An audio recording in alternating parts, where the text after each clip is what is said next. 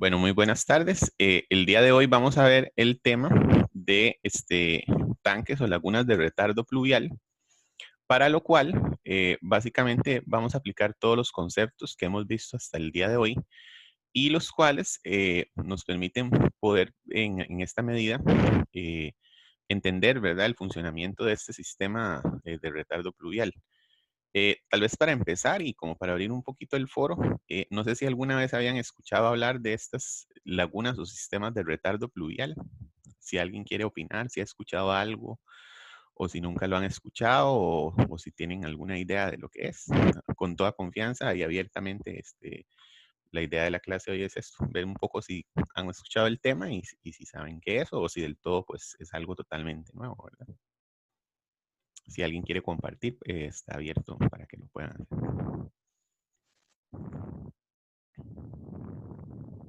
Pues, profe, yo nunca he escuchado ese término.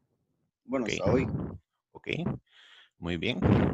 En general es algo pues relativamente nuevo, relativamente, ¿verdad? Esto puede tener de estar en el país tal vez 10 años, digamos, pero no es algo todavía tan concurrido, excepto en algunas municipalidades, ¿verdad? Más que todo a nivel municipal es que se está manejando y especialmente en algunas municipalidades del área metropolitana. Entonces vamos a ir tomando anotaciones acá un poquito para efectos de ir arrancando, ¿ok?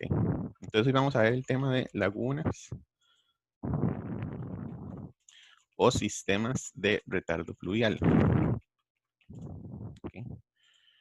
Una letra bien grande aquí. Bueno, básicamente, ¿qué es lo que hace una laguna de retardo pluvial? Entonces, lo primero que vamos a hacer es, ¿qué pasa en un terreno cuando éste se impermeabiliza? ¿Qué pasa en un terreno cuando éste se impermeabiliza? Es decir, ¿cómo es el caudal antes de impermeabilizar y cómo es después de impermeabilizar? Cuando estamos hablando de impermeabilizar, estamos hablando básicamente de construir, ¿verdad? De construir algo, ¿ok? Entonces, ¿cómo creen ustedes que es el caudal antes y después de impermeabilizar? De acuerdo a lo que hemos visto. ¿Qué pasa, por ejemplo, si yo tengo un terreno no sé, en bosque y después lo paso a una construcción? ¿Qué pasa con ese caudal? Bueno, el coeficiente de escorrentía aumenta, entonces se da más rápido en la impermeabilizado. Ujú. Ok, y eso en términos de caudal, digamos, ¿cómo sería? ¿Mayor, menor, igual, parecido, similar, diferente? Sería mayor. Ok, ¿verdad? Entonces, claramente los caudales posterior a la impermeabilización son mayores que los caudales, lo que se llama caudales en verde, ¿verdad? En verde no necesariamente puede ser bosque, puede ser café, puede ser potreros, puede ser pastos y árboles o puede ser lo que sea.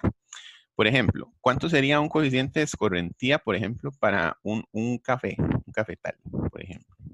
Caso de Heredia, muy típico.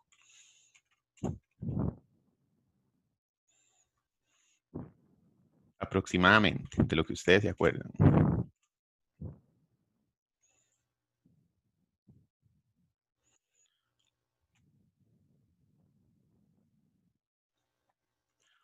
Por ejemplo, no sé si alguien recuerda cuánto sería para bosques, por ejemplo.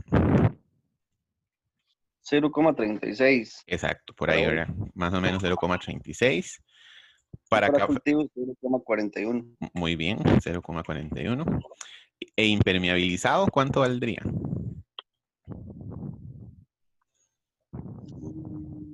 0,83. 80. Ok. Normalmente uno puede llegar a usar hasta 0,90, ¿verdad? La tabla dice 0,83. Pero nosotros, pues, todos sabemos, ¿verdad? En el fondo que realmente, de cuando uno impermeabiliza algo, y más acá en Costa Rica, que no hay normas, ¿verdad? Realmente de respeto a, realmente cuando alguien construye un lote, casi que lo construye todo, ¿verdad? Es muy poca la persona que le deja un espaciecito ahí para filtración de aguas o algo así.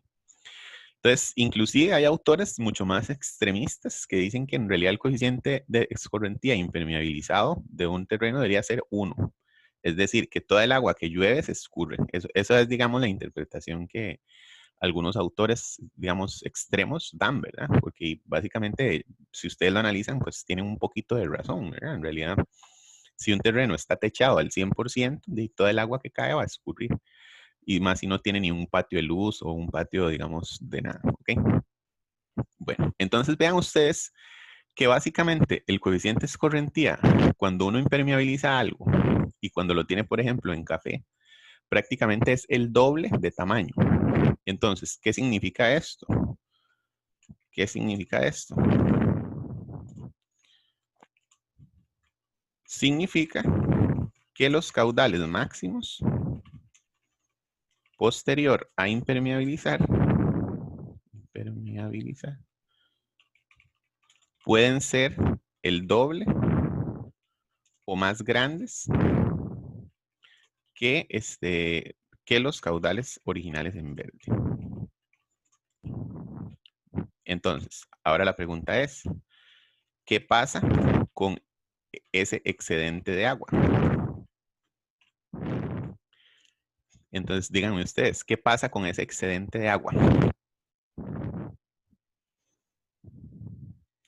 Vean que vamos a tener, según el coeficiente de escorrentía, podría ser que los caudales lleguen a duplicarse o más de lo que originalmente había. Entonces, vean que eso es algo pues muy significativo, ¿verdad? Pero, ¿qué pasa? Entonces, qué pasa con esa agua? ¿Qué sucede con ella, digamos? ¿Se Yo pierde? diría ¿Se la que tal vez, roban? Sí, sí, Kenneth, dale. que tal vez el río no está tal vez como capacitado para transportar tanta agua. Entonces podrían haber desbordamientos. Ujú, correcto, ok.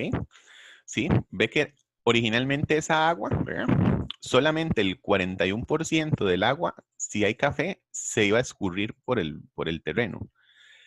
Cuando se impermeabiliza, el 90% del agua va a escurrir por el terreno. Entonces, claramente va a haber mucho más agua escurriendo superficialmente, ¿verdad? Y eso nos va a provocar problemas directos, problemas absolutamente directos de inundaciones, a nivel general, ¿verdad? Eso es algo que no hay, quite. Ahora, que, bueno, por ejemplo, si es un proyecto, uno solo, ¿verdad? No es tanto problema, porque ahí, digamos que el caudal no va a ser tan extremo. Pero ¿qué pasa si sucede como todo un cantón entero, como pasó, por ejemplo, con el caso de Tibás, el caso de Curriabat, el caso del Cantón de la Unión? ¿Qué pasa si todo un cantón se le ocurre empezar a hacer eso? Imagínense que el río que desagua todas esas aguas va a tener que soportar el doble de caudal que el que llevaba originalmente. Y eso definitivamente pues va a generar que el río pueda desbordarse, ¿verdad? Y causar problemas, perdón, aguas abajo en las diferentes comunidades que se afectan. Caso típico de esto, Municipalidad de Heredia, ¿verdad? Bueno, entonces, ¿qué vamos a hacer? Básicamente a ustedes eh, dentro del material que se les subió, se subió un material de reglamentos de desfogues pluviales de la Municipalidad de la Unión. No sé si recuerdan. Ustedes, la idea también es buscar un reglamento de desfogues pluviales de la Municipalidad de Heredia.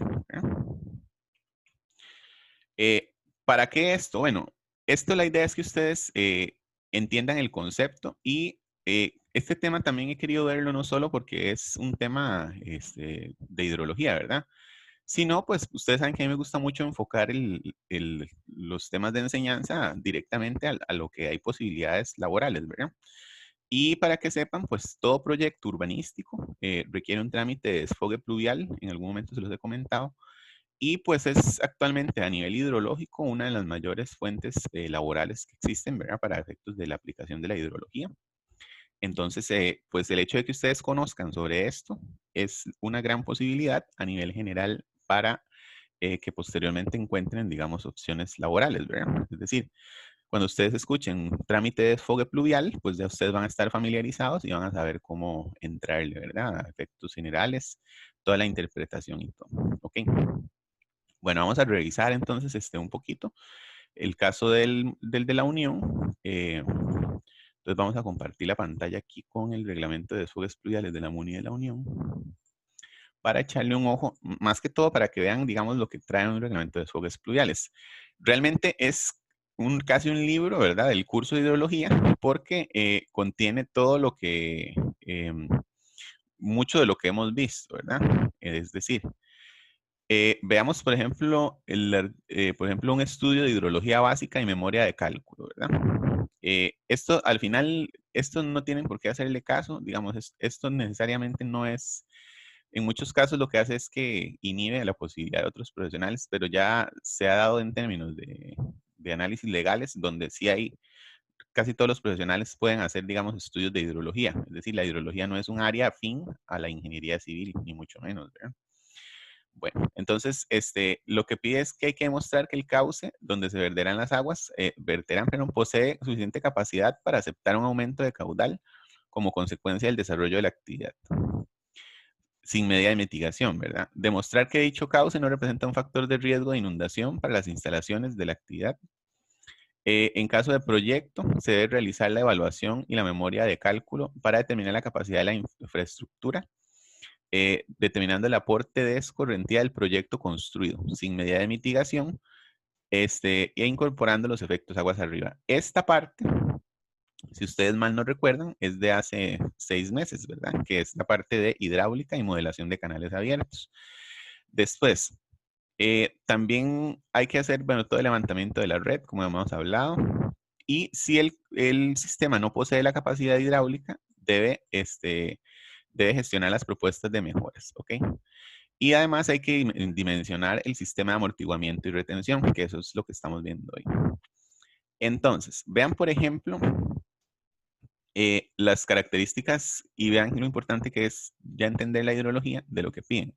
Por ejemplo, dicen que el caudal de diseño debe ser asociado a un periodo de retorno de 25 años, ¿ok?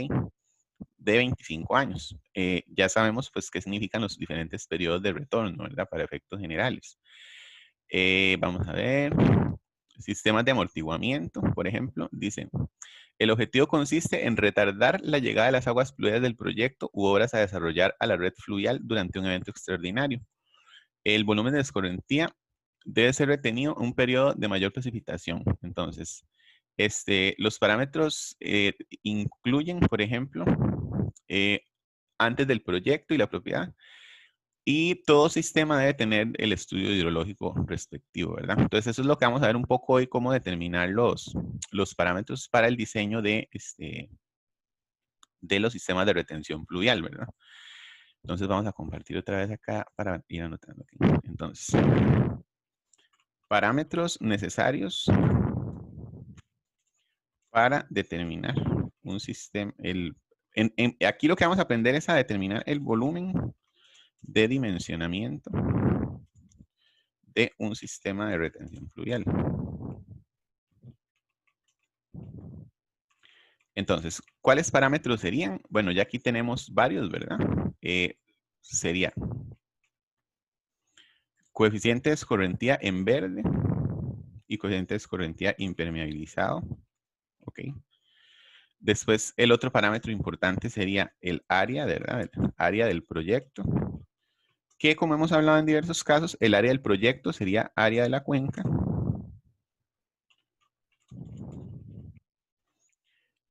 ¿Por qué? Porque, digamos, recuerden que un proyecto urbanístico, él es como una cuenca hidrográfica, es decir, él debe autogestionarse a sí mismo. Yo no puedo tirarle agua a mi vecino, por ejemplo. Entonces, realmente un sistema hidrológico, el más pequeño es eso, es un proyecto urbanístico, ¿verdad? En algún momento lo hemos visto. Después tenemos área del proyecto, área de la cuenca. Después vamos a ocupar, obviamente, la intensidad para 25 años, ¿verdad? O el periodo de retorno que nos exija el reglamento. Yo en general no recomiendo que sean menores a 25 años, ¿verdad? Porque realmente es lo que nos permite tener una cierta garantía de que los sistemas van a operar correctamente. Después de esto, pues esto partiendo que vamos a usar método racional, ¿verdad? ¿De qué vamos a usar? Método racional. ¿Por qué partimos de esto? Uy, disculpen. ¿Por qué partimos de esto? Porque realmente casi todos los proyectos urbanísticos son de tamaños inferiores a 10 hectáreas, ¿verdad? Inclusive vean que 1 kilómetro cuadrado son 100 hectáreas. Entonces, pues realmente es difícil, ¿verdad? Que alguien urbanice 1 kilómetro cuadrado. Por ejemplo, todo el centro de San Ramón mide 1 kilómetro cuadrado, ¿verdad? Realmente en Costa Rica ya no quedan tantas fincas en áreas urbanizables que midan 100 hectáreas, digamos. Sí hay, pero más fuera de la GAM, ¿verdad? O tal vez ya como el Ingenio en la Argentina, o fincas ya diferentes, pero en general la mayor parte de fincas que se urbanizan miden 2 hectáreas, 5 hectáreas, 4 hectáreas, ¿verdad? O así. Entonces vamos a usar coeficientes con entidad en verde, impermeabilizado, área del proyecto, intensidad, ¿verdad? Vamos a ocupar el tiempo de concentración de la cuenca, ¿ok? Y pues básicamente vamos a usar las ecuaciones que nos rigen el tema de, eh, de los sistemas de retardo, ¿ok? Bueno, entonces básicamente estos son los parámetros que vamos a usar. Vean que ustedes ya los conocen todos, ¿verdad? Entonces lo que vamos a hacer es generar los hidrogramas en verde y construidos y vamos a calcular las diferencias entre uno y otro y esto sería el esto sería el valor del volumen de almacenamiento requerido. ¿Okay? Entonces, básicamente vean este concepto de hidrograma. Vean que nosotros hace una semana y media no lo sabíamos, ¿verdad? Realmente solo sabíamos determinar caudales pico. Y ahora sabemos lo que es un hidrograma. Entonces, esto es lo importante que vamos por eso es que este tema hasta ahorita ya lo podemos ver y es como el que redondea todos los métodos que hemos visto de estimación. ¿Okay? Bueno, entonces antes de arrancar, les voy a enseñar un poco el tema de las lagunas de retardo, cómo funcionaría esto, digamos, en un sistema hidrológico, ¿verdad? Acá, por ejemplo, podemos ver algunos ejemplos de unas lagunas. Si ustedes ven por acá esta imagen, esto pues lo que funciona es que durante las lluvias, ¿verdad? Ella se llena, sostiene el agua durante el periodo de la lluvia y después la evacúa de forma lentamente a efectos de que el caudal máximo tenga que ser igual al caudal en verde, ¿verdad? Eso es lo que busca básicamente la laguna de retención, que el hidrograma de salida de la laguna coincida con el hidrograma del caudal máximo en verde. Eso es, digamos, el objeto principal de ella. ¿Ok? Entonces, vean que una laguna no tiene que ser necesariamente un tanque, puede ser un sistema de área pública. Vean, por ejemplo, esta que bonita. Inclusive muchas lagunas de retardo, durante su etapa que no están en tiempos de lluvia, operan como parques o áreas públicas en las ciudades y permiten que las personas tengan espacios de recreación, ¿verdad? Entonces, cumplen una función de doble propósito. Además, no solo tienen agua aquí, digamos, almacenada durante la época de lluvias, sino que permiten al ser con suelo, digamos, sin recubrimiento, permiten que haya infiltración de aguas también, favoreciendo todos los temas ambientales, ¿verdad? Entonces, vean que han sido soluciones muy valiosas a nivel, ¿verdad? Hidrológico. Que es algo que sí, digamos, creo yo, y que definitivamente hay que mejorar en temas de retardo. Por ejemplo, en Costa Rica, en muchos casos, no se dejan lagunas así tan grandes, ni tampoco se dejan lagunas libres, ¿verdad? Sino que se hacen más bien tanques subterráneos de almacenamiento de agua. Y esto, pues básicamente, en la parte hidrológica, tiene un beneficio muy positivo, que es que no se hacen inundaciones. pero se está dejando de lado siempre la parte ambiental, donde la infiltración de aguas queda sumamente limitada, ¿verdad? Y eso pues hace que definitivamente la solución sea pues una solución parcial, digamos. Lo ideal sería que las superficies sean con infiltración, ¿verdad? Eso sería, digamos, lo ideal. Para eso, pues existen diversos métodos. Por ejemplo, uno puede construir drenajes internos dentro de las paredes de la laguna que permitan que el agua se infiltre, ¿verdad? Pero existen muchas formas, digamos, de abordar este tema y pues si ustedes se interesan, ¿verdad? Es un tema que realmente tiene mucho futuro en el país. Y obviamente, pues, de las partes más difíciles de mejorar todo esto es la parte cultural, ¿verdad? Donde las personas durante, vean que el tema de lagunas de retención tiene 10 años y en el país, pienso yo, 10 años máximo. Y durante los anteriores, no sé cuánta historia tiene Costa Rica, pero 200 años la gente simplemente construía y echaba el agua a la calle, ¿verdad? Y al final los ríos pues recibían todo y el desarrollo fue el que generó todos estos problemas que hemos tenido actualmente, inundaciones a nivel urbano, ¿verdad? Bueno, entonces vamos a ver el marco teórico un poco sobre las lagunas de retención, ¿verdad? Como ven, digamos, dentro de los sistemas existen diversas formas de atenuar el impacto de las lluvias, ¿verdad? Eh, Puede ser, digamos, vertido hacia redes de drenaje o cauces, pero realmente el impacto que tienen las lagunas está directamente asociado a disminuir el caudal máximo, ¿verdad? Permitir usos alternativos. ¿Qué quiere decir usos alternativos? Lo que vimos antes propiamente, que puede ser un espacio, digamos, recreativo o puede ser también realmente un lago artificial, ¿verdad? Donde las personas puedan ir ahí a andar en bote o cualquier cosa, dependiendo del tamaño. Y mucho de lo que se busca es mejorar la calidad del efluente. ¿Qué quiere decir esto? Que cuando uno drena directo a las calles o los sistemas pluviales, y recuerden que hay basura, ¿verdad? Hay un montón de cosas que lastimosamente la cultura nuestra ha proliferado. Cuando uno tiene un sistema de retardo y control, uno puede poner tratamientos, aunque sea primarios, internos, ¿verdad? Por ejemplo, rejillas y para la captación de todos los sólidos y esto pues admite la posibilidad de mejorar las características ambientales.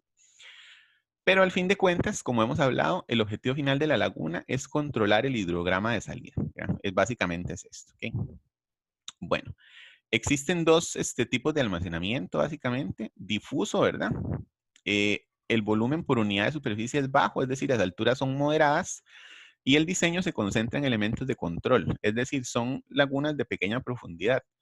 Y el localizado implica un volumen unitario alto, ¿verdad? Y se trata de obras diseñadas. Es decir, el difuso está más asociado a lagunas verdes y el localizado está más asociado a tanques de retención, donde hay inversión, digamos, muy grande en términos de dinero, ¿verdad? Para efectos de construir los tanques, porque se construye más que todo en profundidad. El difuso es más que todo un almacenamiento más superficial y lo que admite es la posibilidad este, de tener áreas que regularmente son, por ejemplo, como les digo, parques o así, que tengan una inundación pequeña de 20 centímetros, 30, y que pues rápidamente puedan ser rehabilitadas para el uso de las personas, ¿verdad? Esto es muy usual en países desarrollados, por ejemplo, Japón, inclusive en el mismo Estados Unidos, ¿verdad? Donde se aprovechan parques para, los parques se inundan durante las lluvias de forma controlada y rápidamente regresan a su estado normal de área verde después de la lluvia, ¿verdad? Esto es algo, en estos países no es nada nuevo, sino que más bien es un fenómeno, digamos, estudiado durante muchos años, ¿verdad? Lo mismo, digamos, el aprovechamiento de otras estructuras, ¿verdad? En Costa Rica, pues obviamente nos cuesta más, ¿verdad? Pero sí, especialmente pienso que el problema más importante de Costa Rica es el hecho de que culturalmente ustedes ven que no dejamos áreas verdes, ¿verdad? No sé si ustedes alguna vez se han percatado de eso, pero ustedes ven que en los centros urbanos casi no hay árboles, casi no hay áreas verdes, casi no hay franjas verdes en las aceras. Realmente somos demasiado cementicios, ¿verdad? Y el problema yo creo que radica mucho en un tema de que básicamente las áreas verdes requieren un mantenimiento y todo lo que es la parte de jardinería, chapia y paisajismo y mantenimiento general. Y las municipalidades pues realmente no tienen interés en brindar ese servicio, ¿verdad? Y tampoco tienen plata. Entonces, ¿qué es lo más barato? Y asfaltar o impermeabilizar todo y ya dejarlo ahí para siempre, ¿verdad? pero no sé qué opinan, digamos, de sus diferentes cantones. Si tal vez hay algún cantón que tenga un poco más de esa cultura de dejar áreas verdes, ¿verdad? O así, pero no sé, me gustaría un poco, si quieren externar su opinión sobre eso, ¿verdad? O ustedes qué consideran a nivel general también. En esto, la idea es un poco compartir, ¿verdad? De las experiencias de cada uno. Entonces, no sé si alguien quiere opinar algo al respecto sobre cómo ven, digamos, el comportamiento hidrológico en términos de la impermeabilización en sus respectivas lugares de residencia, por ejemplo, o alguna otra cosa que hayan visto, por ejemplo. No, profe, digamos, regularmente lo que uno observa es que todo se impermeabiliza, digamos, a todo le ponen cemento, cuesta mucho, inclusive en las construcciones de la casa, ¿verdad? De casas como tal, intentan como que haya una entrada que sea de cemento o cosas así. Entonces, si es como una tendencia, ¿verdad? A impermeabilizar el terreno. Bastante común. Sí, claro. Sí, es un tema cultural, ¿verdad? Y vean que, digamos, toda esa cultura municipal se traslada al fin de cuentas a las casas, ¿verdad? Porque ahí realmente ustedes ven que la cultura de la jardinería y paisajismo en Costa Rica es muy baja. Realmente no es como algo, bueno, yo trabajé, como saben, varios años allá en Tamarindo, ¿verdad? En un lugar ahí en residencial. Y ahí, digamos, inclusive, bueno, vive mucha gente de otros países, ¿verdad? Y culturalmente, digamos, tienen la conducta del paisajismo y la jardinería como algo tan importante o más importante que la misma construcción, ¿verdad? Realmente es parte integral. Y esto no hablo solo en términos estéticos, sino que realmente la parte hidrológica, como ustedes ya han visto, el impacto que genera techar un área verde es altísimo a nivel de la ciudad, ¿verdad? Realmente, si cada casa aportara un 25% de su área impermeabilizada a convertirla en área verde, vean que inmediatamente bajamos el coeficiente escorrentía de la ciudad un 25% y los impactos de caudal un 25% y todo. Entonces, realmente la hidrología es una suma de cada uno de los usuarios, ¿verdad? Y esto es algo que el país pues tiene una obligación. Y tal vez una de las partes difíciles de toda esta parte de los sistemas de retención que estamos viendo es que esto es obligatorio y reglamentario únicamente para los proyectos grandes, ¿verdad? Es decir, si yo hago una casa, a pesar de que estoy haciendo esto mismo, es decir, estoy impermeabilizando un terreno, yo no tengo obligación de disminuir los caudales que estoy impactándole a la ciudad, ¿verdad? Y yo creo que este es un paso que deberían dar, digamos, tarde o temprano, de los municipios, ¿verdad? Eso fue como cuando el paso que se obligó a construir tanques sépticos en las casas, digamos, ¿verdad? Que ya ahora es algo reglamentario y obligatorio. Los sistemas pluviales yo creo que tarde o temprano van a tener que ser así, porque si no, las inundaciones van a seguir en incrementos, especialmente en las áreas de alto nivel de urbanización, ¿verdad? Pero bueno. Siguiendo un poquito con el tema de los almacenamientos, ¿verdad? Están los estanques de retención. Como les comentaba, ellos se diseñan para que se vacíen totalmente después de un periodo corto de que pase la lluvia. ¿Por qué? Porque normalmente estos estanques son áreas públicas, ¿verdad? Entonces, son parques que se aprovechan para inundarlos y después el agua se va y otra vez vuelven a ser parques. Entonces, vean ustedes qué tecnología, ¿verdad? Más interesante en efectos generales. Las lagunas sí tienden, digamos, a permanecer llenas, es decir, se diseñan para que estén llenas lo máximo del tiempo. En muchos casos, yo no sé si ya han escuchado, tanto estas lagunas como los tanques, como les digo, en Costa Rica se usa mucho tanque subterráneo, ¿verdad? Porque es para no perder terreno urbanizable. Lo que hacen es construir un tanque debajo del edificio, pero sí aprovechan posteriormente, digamos, esta agua y se ha estado buscando esta estrategia para el uso de aguas de lluvia en sistemas de agua potable donde el agua no sea de consumo. ¿Cuál es el caso más típico? Bueno, lavado de vehículos, por ejemplo. Hay muchas empresas que durante la época lluviosa recolectan el agua de lluvia, la almacenan en tanques de retención pluvial y la usan, por ejemplo, para lavado de vehículos. Otro de los casos más típicos es el uso de agua de este tipo en sistemas de sanitarios, ¿verdad? En los servicios sanitarios. Todos sabemos que el agua de servicio sanitario pues no tiene ninguna necesidad de ser 100% potable, ¿verdad? Es únicamente para jalar la cadena. Y como sabemos, es la mayor cantidad de agua que un ser humano gasta en un día, prácticamente está basada en eso. Vean, por ejemplo, cada vez que uno tira la cadena, si tiene un sistema de ahorro inteligente, son 6 litros de agua. Vayan a ver si ustedes se toman 6 litros de agua en un día, alguno, ¿verdad? Pero ¿cuántas veces vamos al baño en el día, por ejemplo? Tal vez, no sé, 4, 5, 6 veces, ¿verdad? Entonces estamos gastando ahí casi 50 litros de agua por día, potable, ¿verdad?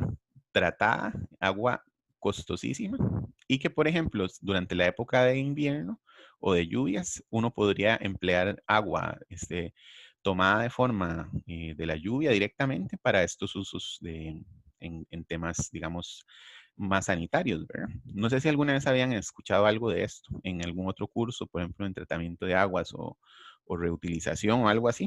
Si que alguien quiere compartir también, pues estamos abiertos.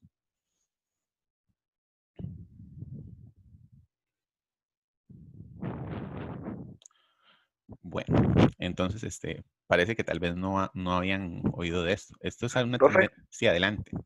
¿usted puede volver a comentar lo que acaba de comentar? Es que tuve problemas de conexión y me salí de la reunión, entonces lo último Está bien. fue lo único que yo... Lo último que estábamos comentando es que básicamente los tanques de retardo pluvial, en muchos casos, hablábamos de que los estanques básicamente lo que hacen es llenarse de forma rápida y vaciarse en forma rápida, dado que estos estanques son normalmente parques o áreas públicas que sostienen agua. Las lagunas o ya propiamente tanques o sistemas de retención fijos eh, tienen el volumen permanentemente ocupado por el agua, ¿verdad? Y esa agua se va recirculando durante las tormentas. Este volumen, cuando yo lo almaceno, en los casos que se usa, digamos, la laguna fija almacenada o el tanque fijo almacenado, en muchos casos, y actualmente esta es una de las tendencias ambientales más importantes, lo que se hace es reutilizarlos en algunas áreas de las edificaciones que el agua que requieren no es potable. Entiéndase, por ejemplo, los servicios sanitarios, ¿verdad? Que son zonas que realmente lo único que hacemos es jalar la cadena y no requieren pues agua potable para su uso. Entonces, uno no tiene ningún inconveniente en usar aguas de lluvia para que los servicios sanitarios operen, ¿verdad? Siempre que sean recolectadas directamente, digamos, desde los techos y pues que los niveles de suciedad no sean muy altos, más que todo por un tema estético, ¿verdad? Básicamente. Bueno, entonces estas dos son las dos formas más comunes de estas lagunas, ¿verdad? Esto es algo que es muy importante que ustedes tengan claro porque a nivel ambiental, como les digo, estas implementaciones son de las tendencias más importantes que hay a nivel mundial. Y, por ejemplo, certificaciones de edificios, no sé si han escuchado la certificación LEED, implica todo este tipo de cosas, es decir, reutilización de aguas de lluvia, infiltración de aguas de lluvia, etcétera, ¿verdad? Todos estos temas hidrológicos a nivel mundial son ahorita la pauta fundamental para obtención de permisos y certificaciones internacionales, ¿verdad? Entonces, entender los conceptos de operación de esto pues les da a ustedes un panorama muy importante para poder, digamos, eventualmente trabajar en áreas como estas, ¿verdad? De certificaciones, de compra de equipos de reutilización de aguas y etcétera. Bueno, recuerden que si tienen cualquier pregunta o comentario, no duden en nada más opinar, ¿verdad? Pueden interrumpirme con todo gusto cuando así lo tengan. No sé si alguien iba a decir algo más. Adelante, Kenneth, por favor. Bueno, tenemos las lagunas de retención y ¿cómo se llaman las otras? Estanques de retención. Los estanques son más, como les digo, de orden temporal, ¿verdad? Es decir, se llena y se vacía inmediatamente. Las lagunas o tanques, ¿verdad? Esto sería lagunas o tanques también, porque en Costa Rica lo que más se usa es tanque, digamos, de retención. Estas sí son fijas, me explico. Los estanques son temporales.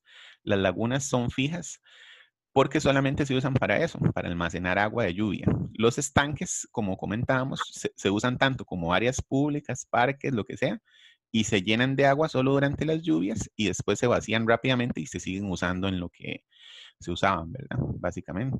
Entonces, esta es como la gran diferencia que hay. Es decir, unos son fijos y otros son temporales, digamos, ¿verdad? Los estanques son temporales y las lagunas o tanques son fijos únicamente para ese uso. No sé si con eso te queda un poquito más claro el concepto. Sí, correcto. Gracias. Perfecto, mucho gusto. Bueno, entonces, básicamente ya lo que vamos a ver son los métodos de aplicación y con esto pues ya terminamos el marco teórico. Nosotros básicamente vamos a usar el método de Ashton, ¿verdad? El cual recomienda hidrogramas triangulares para la determinación. Entonces vean que el caudal P es el caudal urbanizado, el caudal A es el caudal del terreno en verde, ¿verdad? Y el TB es el tiempo base del hidrograma, equivalente a 2 veces el tiempo de concentración. ¿Qué es lo que simula este hidrograma? Básicamente lo que simula es que el comportamiento del sistema de retención a nivel urbanizado, el tiempo, digamos, base del hidrograma son 2 veces el tiempo de concentración, suponiendo que el caudal máximo, y ya eso ya lo sabemos, se da a la hora del tiempo de concentración. Es decir, el tiempo al pico se da durante el tiempo de concentración. Esto, como les menciono, es para hidrogramas generados a partir del método racional, ¿verdad? Entonces vean que el método racional, a pesar de que lo único que nos da es un caudal máximo, porque ya sabemos que lo que nos da es un valor de caudal máximo, yo también puedo generar un hidrograma a partir de el método racional, que sería un hidrograma triangular, que tendría 2 veces el tiempo de concentración en su base y la altura sería el caudal pico, ¿ok? Entonces, vean que el caudal en verde sería este de acá, ¿de acuerdo? Y el caudal urbanizado sería este de acá. Entonces, este volumen de acá es el que yo tengo que calcular para efectos del sistema de retardo y retención pluvial. ¿Okay? Sería básicamente este. Y eso sería, digamos, el objeto de esta clase. Entonces vamos a hacer un ejemplo para que ustedes puedan más o menos aplicar el concepto, ¿verdad? Definitivamente eso es lo que vamos a intentar. Bueno, entonces vamos a ver un ejemplo donde vamos a aplicar el concepto de laguna de retención con hidrogramas, ¿verdad? Entonces, como hablábamos, se tiene un proyecto urbanístico de 10 hectáreas. El mismo vamos a suponer que tiene un tiempo de concentración de 10 minutos. Originalmente el proyecto era café con un C de 0.41 y se urbanizará hasta llegar a un coeficiente de escorrentía de 0.45. Vamos a suponer que se usa la estación Hacienda Concepción y vamos a diseñar para 25 años de retorno. ¿Okay? Entonces, lo primero que vamos a determinar son los caudales. ¿Verdad? Entonces, vamos a determinar caudal en verde. Y aquí caudal construido. ¿Okay? Entonces, recuerden que vamos a usar el método racional, ¿verdad? Entonces, vamos a usar aquí, vamos a poner los parámetros, área, coeficiente de escorrentía en verde, coeficiente de escorrentía construido, intensidad, ¿ok? Entonces, el único parámetro que nos falta es la intensidad, ¿verdad? No les estoy compartiendo la pantalla, ¿verdad? Disculpen.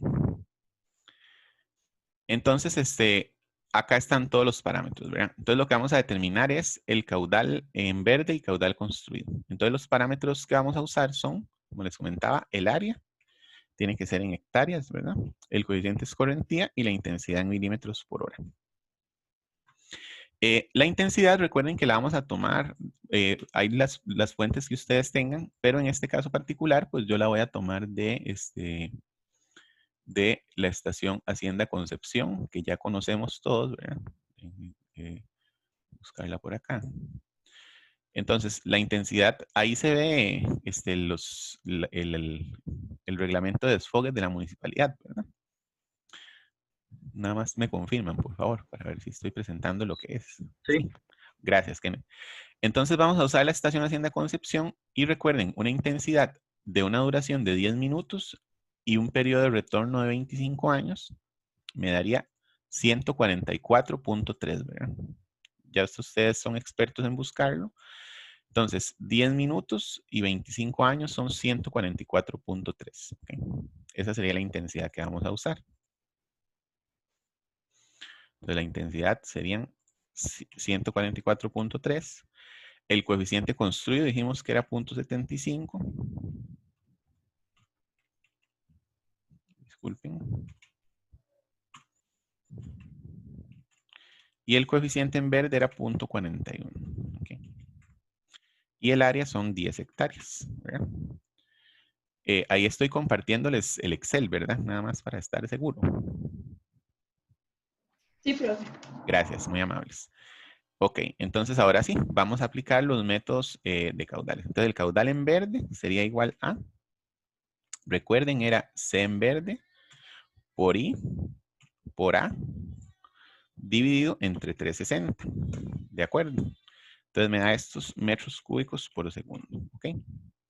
Y el caudal construido también va a ser igual a C por I por A dividido entre 360. Me da 3 metros. Entonces vean la gran diferencia que hay entre un caudal y otro, ¿verdad? Básicamente la diferencia entre los dos caudales es prácticamente el doble. Y está íntegramente ligada al concepto de el concepto de el cambio en el coeficiente de escorrentía, ¿verdad? Directamente. Entonces, bueno, aquí es donde yo necesito darle el tratamiento y cuánto va a ser el volumen que tengo que brindarle adicional a la laguna o al sistema de retención para efectos de su respectiva dimensionamiento. Esto es para un dimensionamiento preliminar, ¿verdad? Entonces, esto es para efectos generales. ¿Okay? Bueno, entonces, lo que vamos a hacer es generar un gráfico, ¿de acuerdo? Entonces vamos a generar un gráfico de la siguiente forma. Vamos a poner acá el tiempo, caudal construido, caudal verde, y aquí caudal construido. Vamos a generar el gráfico, ¿verdad? Es para el concepto general. Construido. Esto es muy importante. Entonces le vamos a poner acá 0, 10 y 20. El caudal en verde va a ser 0, porque recuerden que antes de llover no hay caudal, ¿verdad? Después va a ser 1.64 y después va a volver a ser 0. El construido igual va a ser 0, 3.01 y 0. ¿Ok? Y ahora vamos a insertar un gráfico. Vamos a usar este gráfico de acá. Okay. Entonces vamos a colocar por acá. Y vamos a determinar otra vez los datos de origen. Seleccionar datos. Quitamos las series. Vamos a agregar. Entonces este nombre de la serie se llama caudal en verde.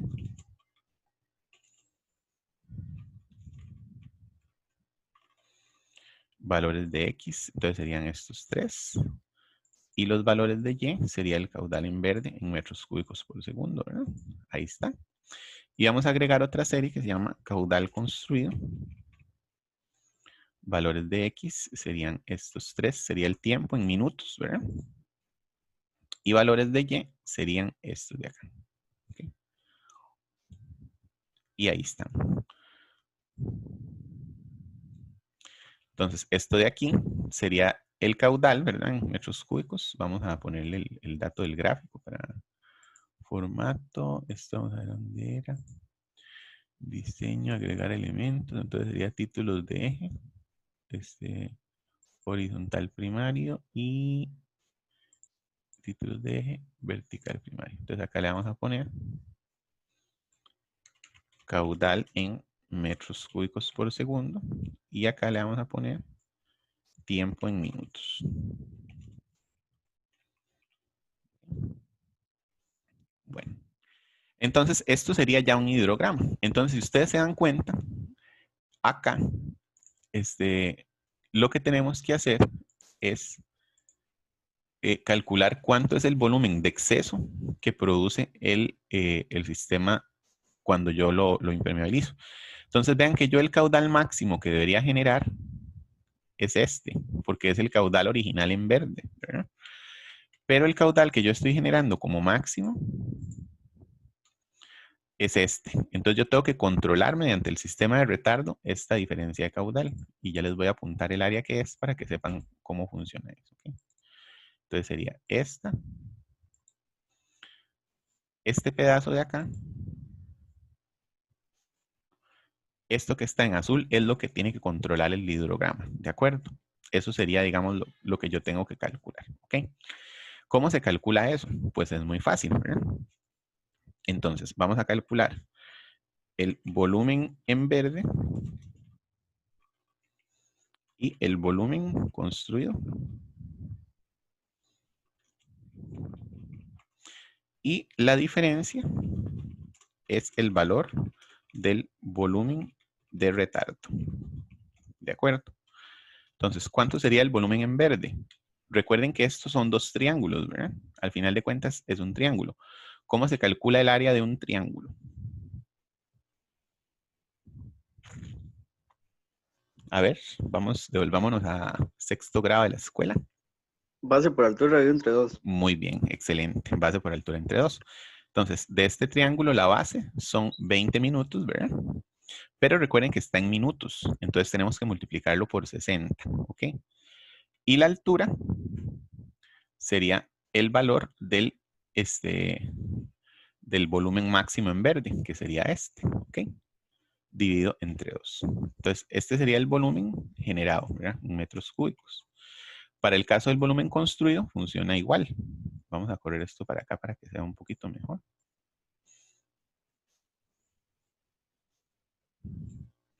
Ok, en caso del volumen construido sería igual. Sería la base, que son 20 minutos, por 60 segundos. Perdón. Por la altura, dividido entre 2. Entonces vean que es prácticamente el doble, ¿verdad? Metros cúbicos. Y acá tendríamos la diferencia, que sería menos este.